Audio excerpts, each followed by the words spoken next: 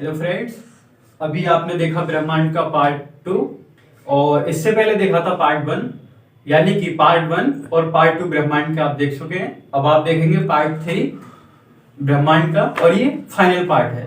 तो यहाँ से हमारा चैप्टर जो है ब्रह्मांड क्लास 1 हमारी कंप्लीट होती है इस पार्ट के साथ, पार्ट 3 के साथ। तो देखते हैं पार्ट 3। पहले हम जानेंगे चंद्रमा में सुपर मून के बारे में। सुपर मून के बारे में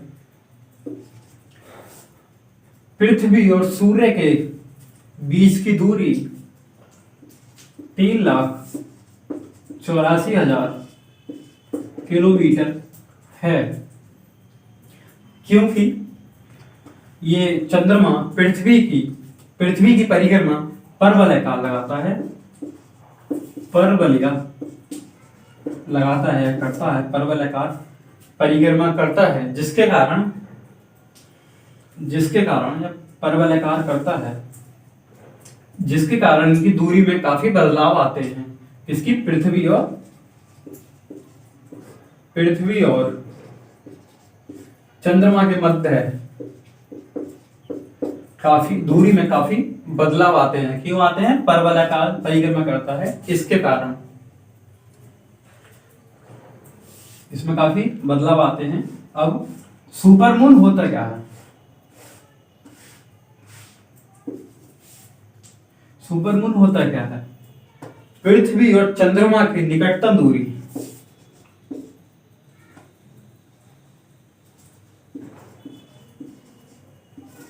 पृथ्वी और चंद्रमा के बीच की निकटतम दूरी को सुपर मून कहते हैं।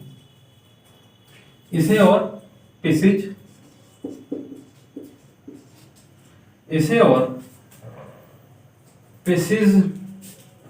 सुपर मून भी कहते हैं। पिसिज फुल मून, सुपर मून नहीं, पिसिज फुल मून भी कहते हैं। पिसिज फुल मून भी कहते हैं। हिंदी में लिखें तो सुपर पिसेज ही होगा। ये गलत हो गया थोड़ा, यहाँ पर ये दोबारा पढ़ते हैं इसके बारे में, थोड़ी कंबाइंड हो गया थोड़ा। हम क्या पढ़ रहे थे? हम सुपर मून के बारे में। सुपर मून पृथ्वी और चंद्रमा के बीच की निकटतम दूरी को सुपर मून कहते हैं, और इसी को हम क्या कहते हैं? पेरिजी फुल, इसे हम पेरिजी फुल मून कहते हैं। इसी के कारण सुपर मून में हमें 14%, जिस दिन सुपर मून होता है उस दिन हमें 14% अधिक बड़ा तथा 23% लगभग ये हमें अधिक चमकीला दिखाई देता है। 20% 23% हमें अधिक चमकीला दिखाई देता है। अब 27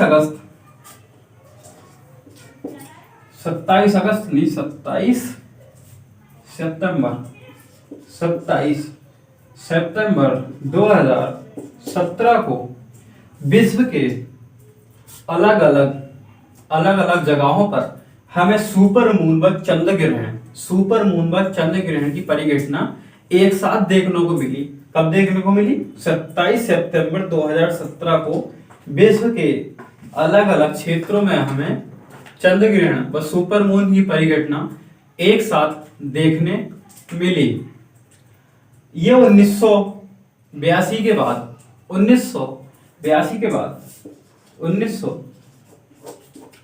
बाद ऐसा पहली बार हुआ था। लास्ट कब देखी थी हमने? इससे 2017 से पहले 1982 से प्रेजेंट में कब देखी थी हमने? 2017 को। और जो अब ऐसी अब परिघटना आगे होगी, मतलब सुपर मून और चंद्र ग्रहण जो हमें एक साथ देखने को मिलेंगे, वो अब हमें देखने को मिलेंगे 25 नवंबर 2034 को। कब देखने मिलेगी अब ये परिघटना हमें? चंद्र ग्रहण सुपर मून की एक साथ 25 नवंबर 2034 को ये परिघटना हमें वापस को देखने मिलेगी। अब जानते हैं हम चंद्रमा के एक और रूप के बारे में, एक और कंडीशन के बारे में।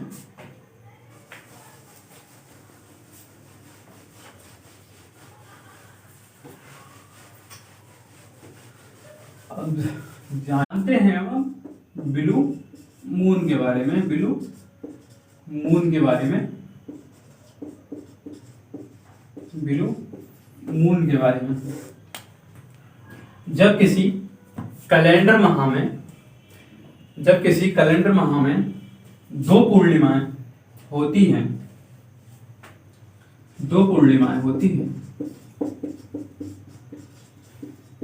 जब किसी कैलेंडर माह में दो पूर्णिमाएं होती हैं तो जो दूसरी पूर्णिमा का चांद है उसे ब्लू मून, उसे ही ब्लू मून कहते हैं। दो पूर्णिमा का जो दूसरा चांद होता है, किसी माह में दो पूर्णिमाएं हैं उसमें ब्लू मून होता है, उसे ही जो दूसरा चंद्रमा होता है उसे ही ब्लू मून कहते हैं।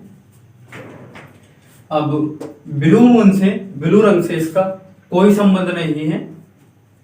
इसका मुख्य कारण यह है दो पूर्णिमाओं के अंतराल का समय, यानी कि दो पूर्णिमा, एक पूर्णिमा का चांद दूसरी पूर्णिमा का चांद, इसके अंतराल का समय 31 दिनों से कम है, 31 दिनों से कम है, तो इसे ही ब्लू मून, इसी अवस्था को ब्लू मून कहते हैं। जिसका जो ब्लू मून कहते हैं इसे, इसका रंग से कोई मतलब नहीं है। इसका जब दो पूर्णिमाएं होती हैं उनके बीच जो अंतराल है, समय का अंतराल है, अगर 31 दिनों से कम है तो उसे ही ब्लू मून कहते हैं। ऐसा कम से कम 2 या 3 वर्ष में होता है। ऐसी कंडीशन, लगभग ऐसी अवस्था 2 या 3 वर्ष में होती है। जुलाई 2017 को ऐसी अवस्था देखी गई, ब्लू मून देखा गया था। और जनवरी 2018 को भी ब्लू मून देखा गया था। जब किसी विशेष वर्ष में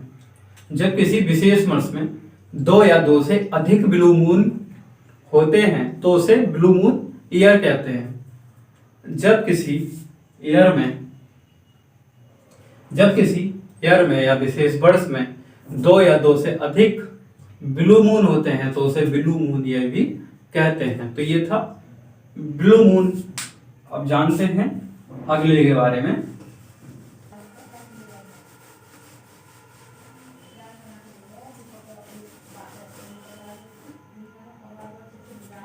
जानते हैं अब ब्लड मून के बारे में। ब्लड मून के बारे में। लगातार चार पूर्ण, जब लगातार 4 पूर्ण चंद्र ग्रहण एक साथ होते हैं तब उन्हें ब्लड मून कहा जाता है। कौन सी अवस्था को ब्लड मून कहा जाता है? जिसमें 4 पूर्ण चंद्र ग्रहण लगातार होते हैं उसे ब्लड मून कहा जाता है। इसे लगातार 4 ब्लड मून को टेट्राड भी कहा जाता है, मतलब लूनर, इसे लूनर टेट्राड भी कहते हैं। जब लगातार 4 चंद्र ग्रहण होते हैं उसे लूनर टेट्राड भी कहते हैं और इसे ब्लड मून कहते हैं। इस अवस्था को ब्लड मून कहते हैं। पूर्ण चंद्रमा एक बहुत ही दुर्लभ परिघटना है। मान लीजिए लगभग 3 साल में, साल छोड़ो, 3 चंद्र ग्रहण हो रहा है तो 3 में ऐसा लगभग एक ही पूर्ण चंद्र ग्रहण होगा। इसीलिए इसे दुर्लभ परिघटना माना जाता है, पूर्ण चंद्र ग्रहण को। अब 3 नॉर्मल हो रहा है तो उसमें से एक है तो हो ही गया दुर्लभ। तो ये था हमारा ब्लड मून जो एक पूर्ण हो रहा था। इसे ऐसे ही 4 होंगे तो ब्लड मून होगा वो।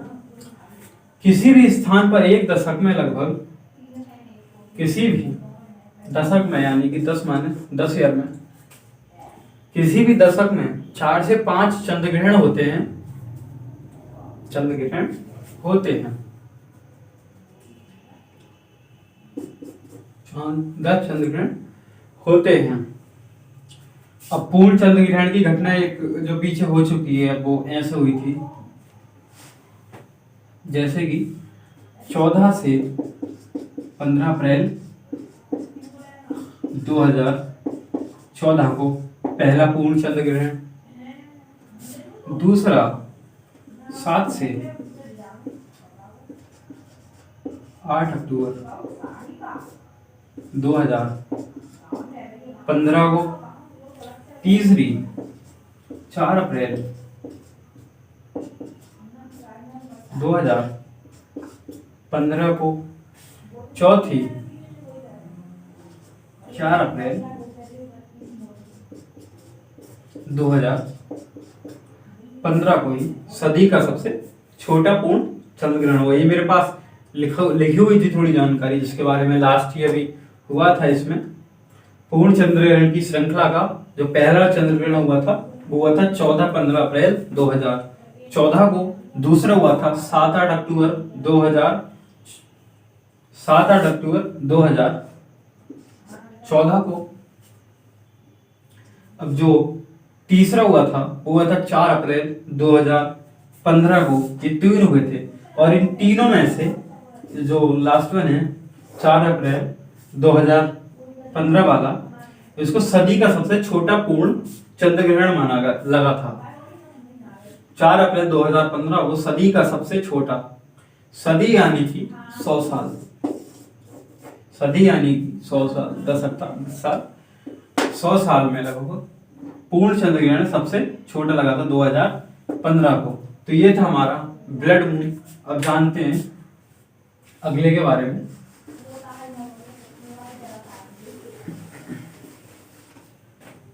जानते हैं सुपर ब्लू ब्लड मून। अब क्या नाम है, ये क्या नाम हुआ है तो पीछे पड़ चुके हैं, उन्हीं के सबके नाम है सुपर ब्लू ब्लड, यानी कि super blue blood, super blue blood moon. 31 जनवरी 2018 को ये तीनों घटनाएं एक साथ देखी गई, इसीलिए इसे सुपर ब्लू ब्लड मून कहा जाता है। कब देखी? 31 जनवरी 2018 को, 31 जनवरी 2018 को ये तीनों परिघटनाएं एक साथ देखी गई, इसीलिए सुपर मून भी देखा गया, ब्लू मून भी देखा गया, ब्लड मून भी देखा गया, इसीलिए इसका नाम रखा सुपर ब्लू ब्लड मून। 31 जनवरी 2018 को ये देखा गया। तो अब इसके आगे ये थे हमारे कुछ चंद्रमा के अलग अलग रूप, यानी कि कंडीशंस कह सकते हैं कि इस अवस्था में ये नाम दिया गया, इस अवस्था में ये नाम दिया गया था। किसके कारण? जो ये परवलयाकार पृथ्वी का घूर्णन ये कर रहा है। अब हमारी जो, जैसे हमारी इसरो है, ऐसे ही कई दूसरी एजेंसियां हैं, संस्थाएं हैं, नासा है, और भी कई देशों की हैं।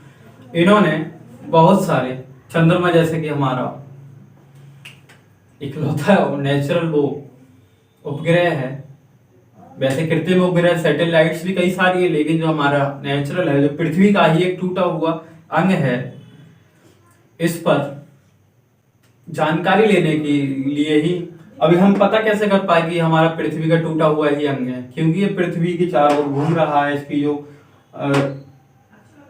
जो इसकी अवस्था थी वो पृथ्वी से रिलेटेड थी, ऐसे ही करके बहुत सारे जो हमारे मिशंस हैं जो भेजे गए थे पृथ्वी पर। सबसे पहले तो नासा ने, फिर हमारी इसरो ने, ऐसे ही जो संगठन हैं कई सारे देशों के अपने अपने हैं, उनका इस पर मून पर बहुत सारे भेजे गए और भेजते हैं। इंसान भी जा चुका है इस पर और जैसे हमारा जो इसरो है उसने भेजा था चंद्रयान 1, और फिलहाल में ही भेजा था चंद्रयान 2 जो 1.5 किलोमीटर पीछे ही लैंड नहीं कर पाया था। तो अब प्लानिंग है चंद्रयान 2 को ही दोहराने की कि चंद्रयान 3 भेजा जाए, क्योंकि बहुत ही उदास हुए थे लोग कि सिर्फ 1.5 किलोमीटर या बीच में रुक जाता तो ये लगता कि हम सक्सेसफुल नहीं हो पाए, कुछ गलती रही है जो ना पहुंच पाया आज तक। क्योंकि सोचिए सिर्फ 1.5 किलोमीटर ही रह गया था उसकी सतह पे टच करने वाला, और दक्षिणी ध्रुव पर पहुंचने वाला पहला देश बन जाता भारत। तो इसी की प्रक्रिया को लेकर जो गलती हुई थी उसमें संपर्क जो टूटा था, इसीलिए दोहराने की कोशिश कर रहे हैं। और चंद्रयान 1 के बारे में काफी डिटेल्स है, मतलब पूरा वजन वगैरह, ऐसे काफी क्वेश्चन आते हैं वनडे में भी, प्री में भी, सब में देखा जाए तो चंद्रयान 1, चंद्रयान 2 और भी जो भेजे गए हैं, करंट में जो भेजे गए थे, तो बहुत सारे ऐसे ही मिशन भेजे गए हैं। तो इनके बारे में आप डिटेल से पढ़ सकते हैं हमारे टेलीग्राम ग्रुप में, जिसका लिंक मैं डिस्क्रिप्शन में दे दूंगा। उसमें आप जानिए कि चंद्रयान 2 की पूरी इंफॉर्मेशन है, चंद्रयान 1 की पूरी इंफॉर्मेशन है, मतलब जिन देशों ने जो मुख्य मुख्य भेजे थे उनकी सारी आपको डिटेल्स मिल जाएगी। आप खुद पढ़िए बैठ कर उसे सही से, कि आप भी जानते हैं कि क्वेश्चन आए हैं जो एग्जाम हुए थे और आएंगे, तो उसमें 2-3 क्वेश्चन बन ही जाते हैं उसमें से, कि वजन क्या था, कौन सी डेट को भेजा गया था, कितने किलोमीटर, नाम क्या था उसका। तो ऐसे वगैरह आप उसमें मैं टेलीग्राम लिंक में भेज दूंगा अपने नोट्स, और आप उसमें डिटेल्स में पढ़ सकते हैं।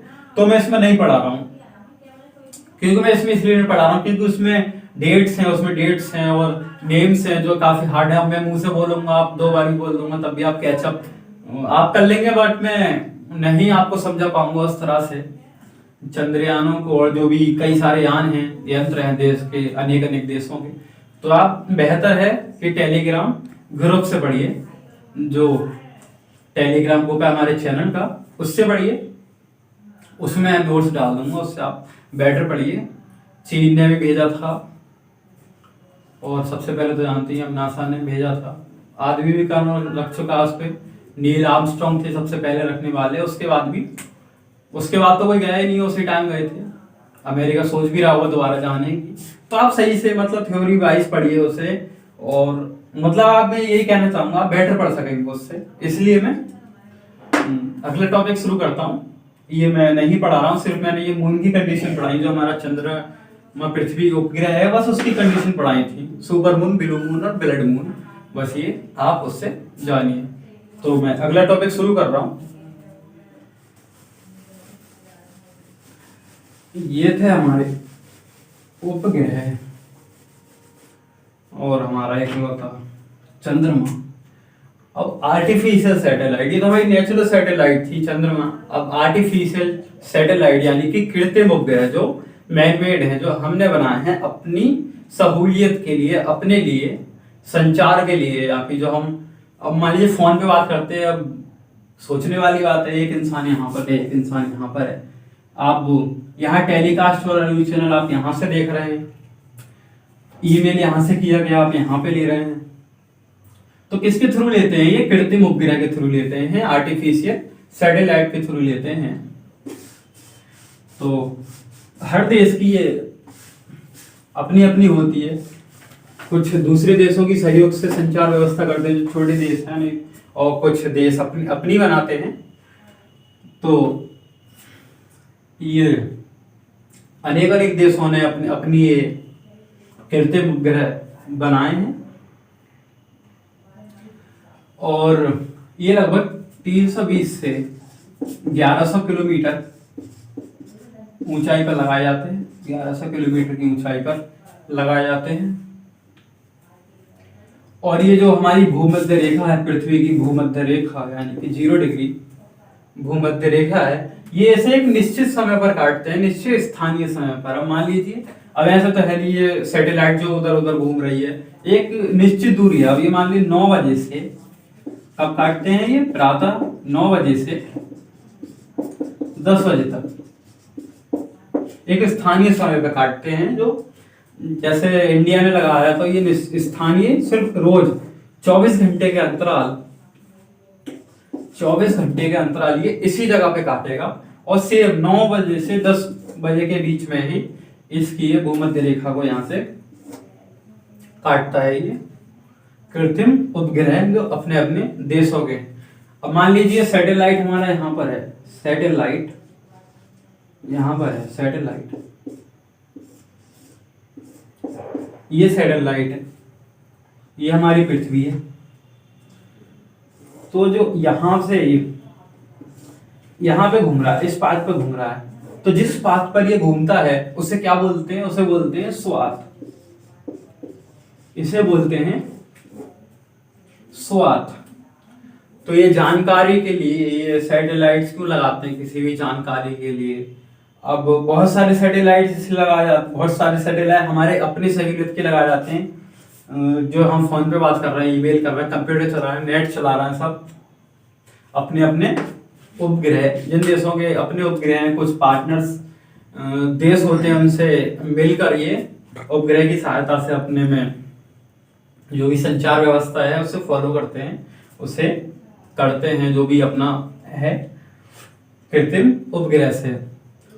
अब कुछ सिर्फ संचार के लिए भी नहीं होते, कुछ ये भी देखने के लिए होते हैं कि हमारे पृथ्वी के आसपास में क्या हो रहा है। उपग्रह में तो बहुत कुछ आ गया ना, मैन मेड में जो उपग्रह में आ गया। अब पृथ्वी पर ये तो है ही नहीं, सिर्फ संचार के लिए ही देखे जा रहा है, कुछ और भी कंडीशन के लिए जा रहा है, जिसके बारे में मैं बताता हूँ अभी।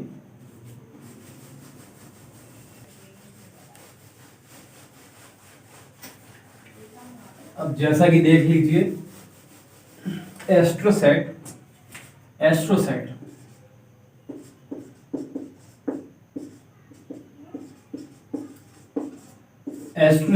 हमारे भारत की ही सबसे पहली अंतरिक्ष में बहु तैरंथर अंतरिक्ष वेधशाला थी। वेधशाला है जो 650 किलोमीटर ऊपर ही लगाई गई है। ये पृथ्वी की परत है, तो यहाँ से 650 किलोमीटर ही लगाई गई है। और इसी की मदद से हमने एक सुपर क्लस्टर, जिसका नाम है globular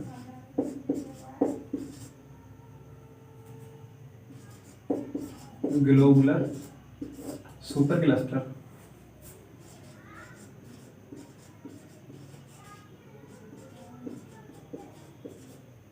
globular super cluster NGC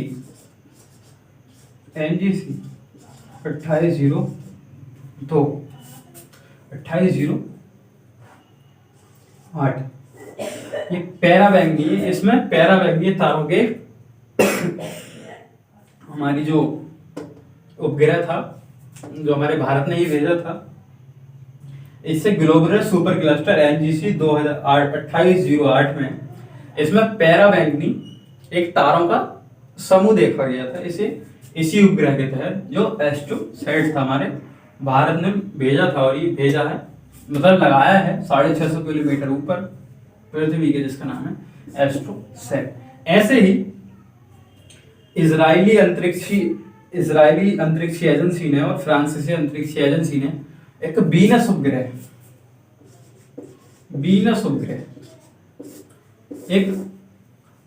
उपग्रह लगाया है। इसे माइक्रो उपग्रह कहते हैं, माइक्रो उपग्रह। इसे क्यों कहते हैं माइक्रो? कुल ये 265 किलोमीटर का है, और इससे पृथ्वी पर वनस्पतियां हैं उसकी देखरेख की जाएगी। जो पृथ्वी पर वनस्पतियां हैं उसकी देखी जाएगी। इसी को देखते हुए एक और मिशन भेजा गया इटली द्वारा, जिसका नाम है बेगा रॉकेट से। ये मिशन इटली द्वारा भेजा गया, जिसका नाम था ऑफसेट 3000, ऑफसेट 3000, ऑफसेट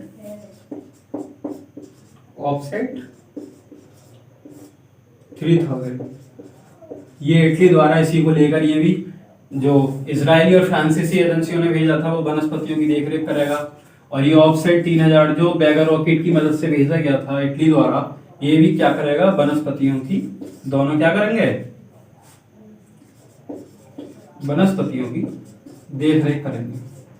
तो ये नहीं है कि सैटेलाइट सिर्फ उसके लिए, संचार के लिए लगाए जाते हैं। सैटेलाइट से अभी हमने इंडिया वाला देखा कि इसमें तारों का समूह देखा, ये वनस्पतियों की देखरेख है, कुछ संचार के लिए है। ऐसे ही बहुत सारे कृत्रिम उपग्रह भेजे गए हैं। आप नेट पर भी देख सकते हैं और कुछ मैंने लिख भी रखे हैं, वो आप टेलीग्राम ग्रुप में भी देख सकते हैं और नेट के थ्रू भी देख सकते हैं। बहुत सारे कृत्रिम उपग्रह जो हैं अपनी सहूलियत के हिसाब से अपने लिए, कुछ देश बड़े देश हैं वो अपने लिए और दूसरों के लिए उनसे पैसा लेने के लिए भेजते रहते हैं। जैसे ही अभी थोड़े दिन पहले अरब ने अपना सबसे पहला सैटेलाइट भेजा था, ऐसे ही बहुत सारे भेजते रहते हैं। अब जानते हैं उल्कास्मबा उल्का पिंड के बारे में। उल्कास्मबा उल्का पिंड के बारे में जानते हैं हम आगे।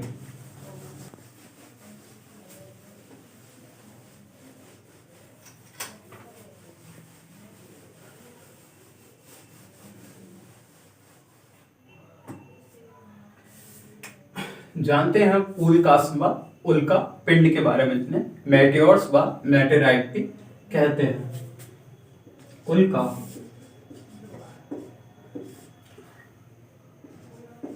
पिंड व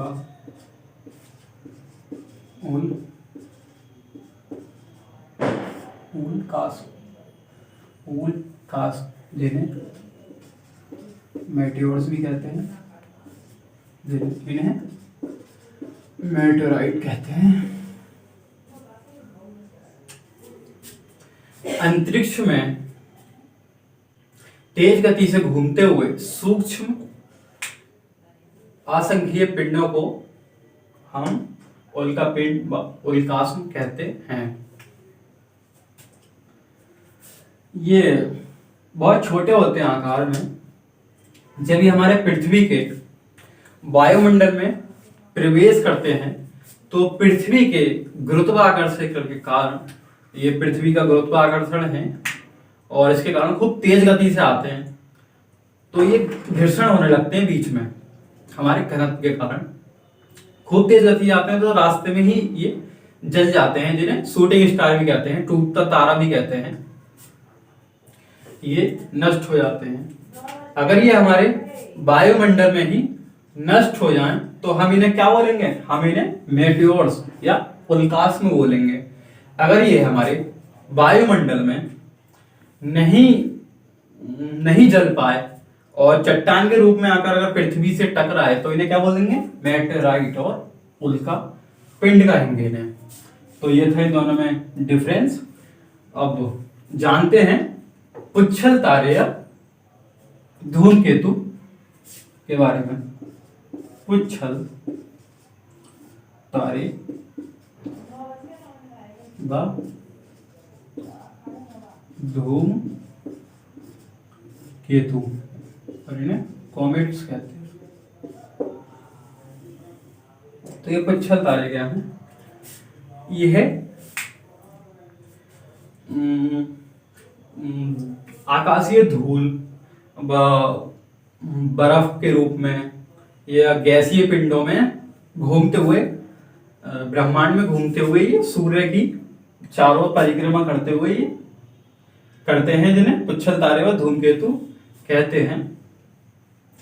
कई वर्षों के अंतराल, जब काफी साल हो जाते हैं, ये ऐसे इलाकों में रहते हैं जहाँ सूर्य की लाइट नहीं पहुंचते हो, इसीलिए ये गैसों के हिम बन जाते हैं इनके अंदर और ये बर्फ बन जाते हैं। किस लिए बन जाते हैं? ये सूर्य है तो ये बहुत ही दूर घूमते रहते हैं। अब कई वर्षों के पश्चात जब ये सूर्य के दूर पास आना शुरू करते हैं, तब ये क्या हो, जो इनकी बर्फ होती है, जैसे ये मान लीजिए ये यूं करके आते हैं पृथ्वी के, मतलब सूर्य के पास में, तो ऐसे करके आएंगे तो इनकी एक टेल बन जाती है, जिसे हम क्या बोलते हैं? पूंछ भी बोलते हैं इसकी, टेल। ये काय की बनती है? जब ये तेज गति से सूर्य के गुरुत्वाकर्षण के कारण जब ये आता है तो जो हिम होता है, जो ये बर्फ होता है, गैसी होती है, जो पीछे को मतलब ऐसी शेप में दिखाई देता है हमें, जैसे हमें लगता है कि पूंछ है, यहाँ से पिघलना शुरू कर देता है पीछे की तरफ को। आकर्षण के कारण कोई चीज तेज कर खींचोगे तो पीछे को जाएगी, तो हमें पूंछ टाइप दिखती है। लेकिन सामान्य अवस्था में ये सिर्फ कोई शेप नहीं होता, ऐसा होता है। ये पूंछ सिर्फ हमें कौन सी कंडीशन में दिखती है? जब ये सूर्य के निकट आता है, वैसे ऐसा ही शेप होता है। कैसे भी शेप में ये बन जाता है, जितनी दूरी होती है, जैसे अवस्था में ये जम जाए। जो लगभग इनकी कम से कम जो नॉर्मल जो कॉमेट्स होते हैं, पुच्छल तारे या धूमकेतु, हमें लगभग नॉर्मल देखा जाए तो 70 से 75 सालों के अंतर में दिखते हैं। उससे पहले नहीं दिखते क्योंकि इतनी दूर रहते हैं। जब सूर्य के करीब आएंगे तभी तो हमें दिखेंगे। तो इनका अब टाइम अवधि होती है लगभग 70 से 75 साल। जो हेली पिच्छल तारा था ये हमें लास्ट दिखाई दिया था 76 साल पहले, 82 में। ये हमें जब दिखाई दिया था 82 में नहीं दिखाई दिया था, ये 76 साल बाद, 76 सालों पहले नहीं, 76 साल बाद लास्ट हमें 82 में 1982 में दिखाई दिया था। अब इससे 76 साल पहले कभी दिखाई दिया गया होगा, 76 साल के बाद हमें 1982 में दिखाई गया था। आने वाले टाइम का पता नहीं कब दिखाई दे। तो ये था। और मानते हैं लगभग हमारे ब्रह्मांड में लगभग 1 लाख से भी 1 लाख या 1 लाख से अधिक पुच्छल तारे या धूमकेतु है। ये पुच्छल तारे क्या हैं? ये असकेंद्रित हैं और अनियमित रूप से कहीं भी घूमते रहते हैं ब्रह्मांड में। इनकी कोई प्लेस नहीं है। ये नहीं कह सकते कि इस जगह घूमते हैं, इस ऑर्बिट में घूमते हैं, कहीं भी पूरे ब्रह्मांड में घूमते रहते हैं, बस सूर्य से दूर। और जब सूर्य के पास आते हैं तो उसकी कंडीशन में क्या हमें टेल दिखाई देने लगती है इसका ये। और जो इसका फेस होता है ये, इसे मोल बोलते हैं, इसे मोल बोलते हैं। इसे मोल नहीं,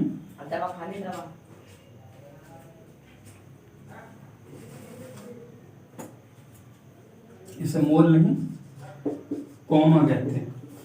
इसे कॉमा कहते हैं। किसे कॉमा कहते हैं? जो हमारे आगे का हिस्सा ये है और जो पीछे जो निकल जाती है उसे बोलते हैं टेल। टेल यानी कि। तो ये था हमारा पुच्छल तारे और धूमकेतु। अब हम बात करेंगे क्षुद्र ग्रह के बारे में, जो हमारे ही ग्रहों के टूटे हुए भाग हैं, हिस्सा हैं। अब जैसे कि बात की थी कि कहाँ स्थित होते हैं ये, मार्स और बृहस्पति के बीच में जो ऑर्बिट होती है क्षुद्र ग्रह की, ये वहां पर होते हैं। तो इनके बारे में आइए थोड़ा जानते हैं।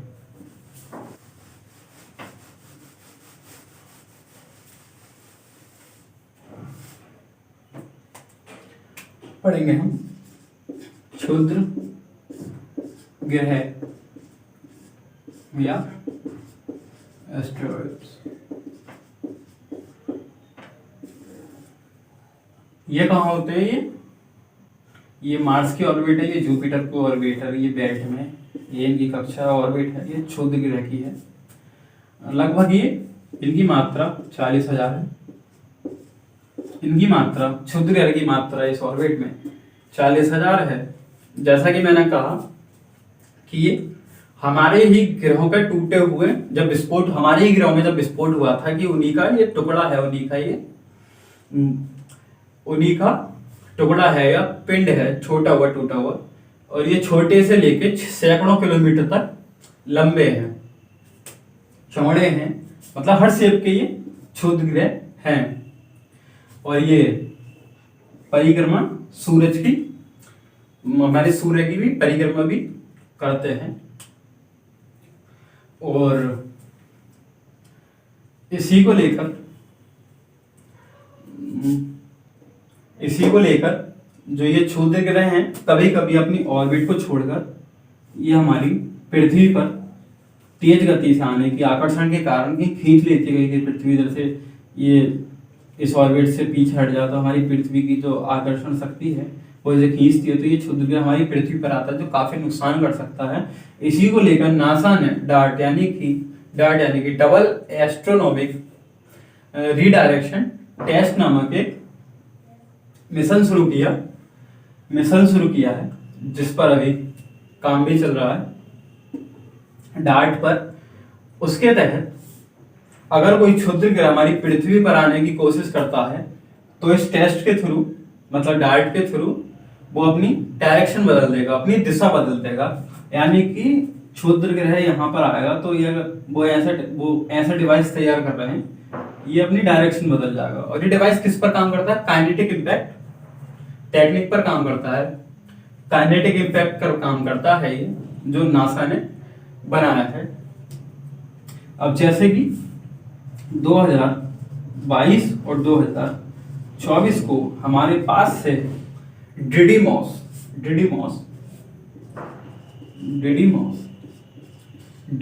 नामक एक जुड़वा क्षुद्र ग्रह निकलेंगे, एक 2022 में एक 2024 में। जब ये निकलेंगे उस पर ये टेस्ट किया जाएगा, जो डार्ट नासा द्वारा जो प्रोग्राम चल रहा है ये इस पर लागू किया जाएगा इस पर। और इस पर काम कहाँ चल रहा है? एक लेबोरेटरी है वहीं की, जिसका नाम है जॉन हॉपकिंस एप्लाइड फिजिक्स। एक जॉन हॉपकिंस एप्लाइड फिजिक्स नामक एक संस्था है नासा की, उस पर इस पर काम चल रहा है। और जापान ने भी एक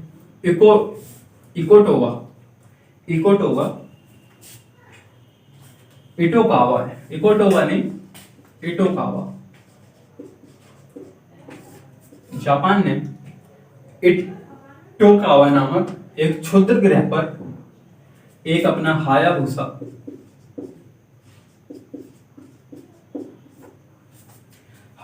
अंतरिक्ष यान उतारा उस पर।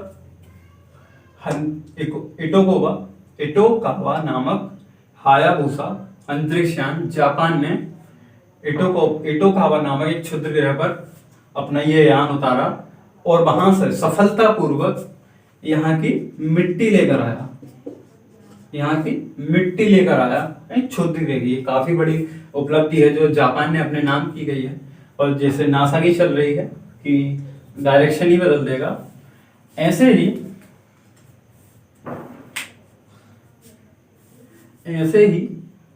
एक क्षुद्र ग्रह के नाम पर नासा ने एक क्षुद्र ग्रह है, कई सारी 40,000 में से एक क्षुद्र ग्रह है।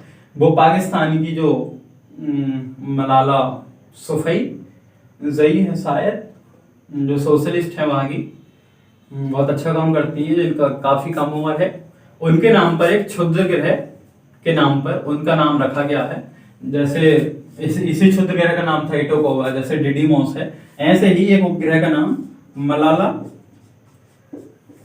मलाला यूसुफजई रखा गया। ये कब रखा गया? 2012 अप्रैल 2015 को उन्हें ये सम्मान दिया गया था। और ऐसी ही इंफॉर्मेशन, जैसे जापान तो ही टेक्नोलॉजी में आगे, तो उसने ऐसे ही 2018 को एक रोबोटिक एक क्षुद्र ग्रह पर रियुगो स्पेलिंग नहीं आती थोड़ी सा, रियुगी नामक दो रोबोटिक यंत्र एक क्षुद्र ग्रह पर उतारे उन्होंने। और ये 2020 के अंत तक पृथ्वी पर वापस भी आ जाएंगे। ऐसा करने वाला जापान विश्व का पहला देश बन गया है जिसने रोबोटिक यंत्र उतारे हैं। 2 रोबोटिक यंत्र एक क्षुद्र ग्रह पर उतारे हैं। किसने? जापान के रियुगो नामक 2 रोबोटिक यंत्र उतारे हैं क्षुद्र ग्रह पर। तो ये 2020 के अंत तक आ ही जाएगा। तो ये था हमारी पहली क्लास ब्रह्मांड के बारे में।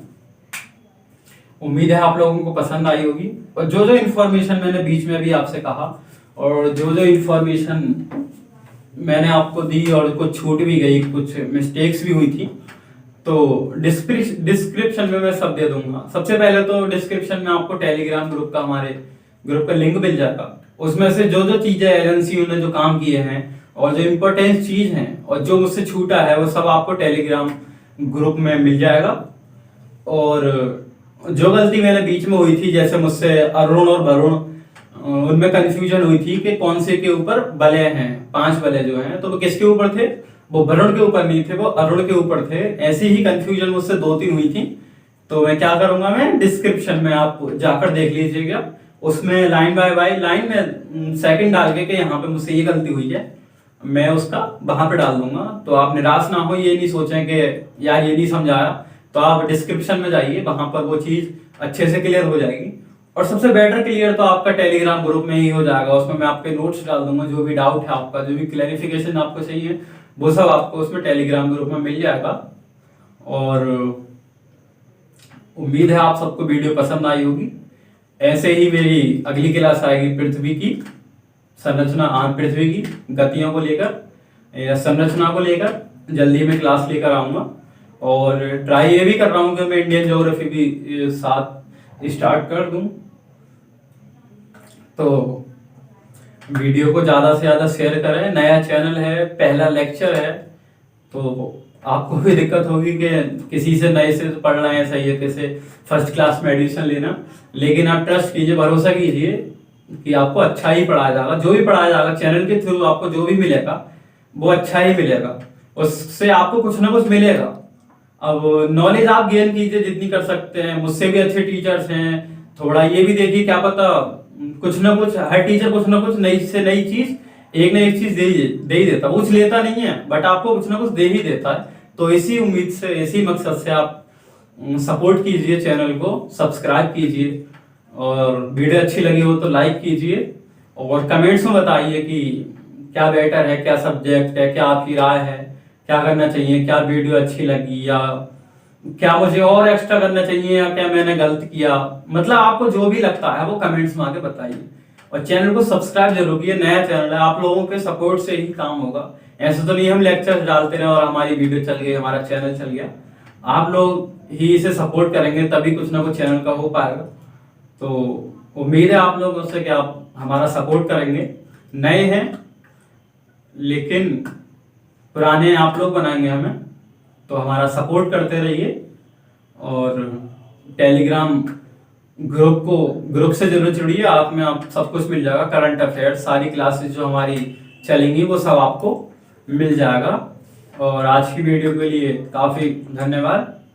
तो आप लोग सब खुश रहिए, स्वस्थ रहिए। कोरोना चल रहा है तो बेटर है क्लासेस घर पे भी ले, कोचिंग खुल रही है तो दूरी बना रखें, मास्क पहने, मतलब जो भी एक गाइडलाइंस है उनका ध्यान रखें। आपको सब जानते हैं। तो थैंक यू फ्रेंड्स।